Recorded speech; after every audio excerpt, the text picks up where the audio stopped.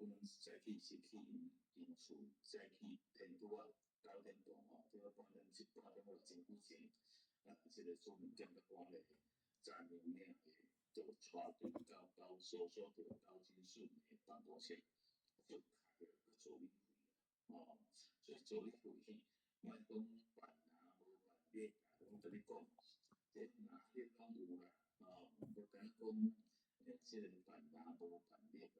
哪有逐个嘛有啊，你嘛有啦，讲实在啦，这逐个都免讲啊，渐惊咧，这偌10外天前都拢发生过啦，嘛有足济人讲啊，即嘛是足济个有咧所以这真正是家己心里过啦，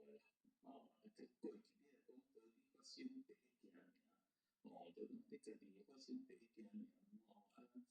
你着别人毋知影，你也毋知影，你第一件你也去，安尼着讲我着毋知影是安尼袂使，安尼着无要紧，有时你想看逐个拢是迄个互你也去，即个也毋惊，迄个互你也去，即个也毋惊，所以这等于讲，这就掠袂惊，就无法度另外火烧厝够济人火烧，看电视了，安尼哭欠，天干物燥，小心火烛咱中华人讲真要对咧，伫昨暗嘛火烧厝，真要对咧证明着南京大运家居清运作业，上帝伫中区的废弃物灭毒，家居全到位啊，火势你都不小心龙年冲天，大量的废弃物拢下入火海，更加土地变成旁边的工业的气雾啊！一代伫高仔边，甲一只山猫即个火力甲烧甲全国家啦，这高烧烧去通伫高仔边将即个山猫拢烧去安尼。这个火警发生伫昨暗的8点，明天伫咱鹿港清洁队资源回收场台6线快速道路边仔遮。交通局部了出动52台消防车，21名即个叫做消防人员前往灌救消防人员即个教育北京讲哇，拢规片线即个废弃物已经全面燃烧啊，规拢烧起来。所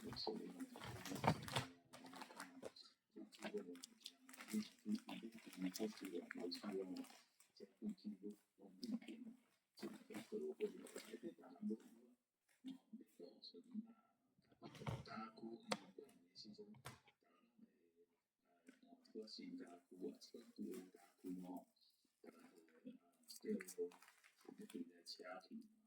具就差的啊，哪是差的，就塑胶的啊，港西啦，倒咧到卖底啊，旁边的即个地沟啊，山苗啊，拢着烧去。现场指挥官就讲对消费者并且同步通报该地人员到现场，为着确保安全呢，伫昨暗的9:20分完成断电作业。消防队拍灭主要的火势了后咧，也特别伫附近太阳能板设备咧，安尼伫遐顾，惊讲袂晓扩大去啊。消防人员全力抢救之下，火势第一时间来协助控制，并无烧到其他所在，无造成人员受伤啦等等啦。这财物损失严重啊！是要对咧处理废弃物咧，伫高仔边啦，这山苗即个路途啊，这烧到都全国家，真正要借番干咧就是出大题目。今年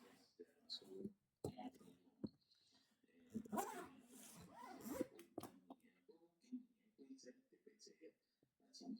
中国的食品厂啊，电线烧拍片嘛着火啊，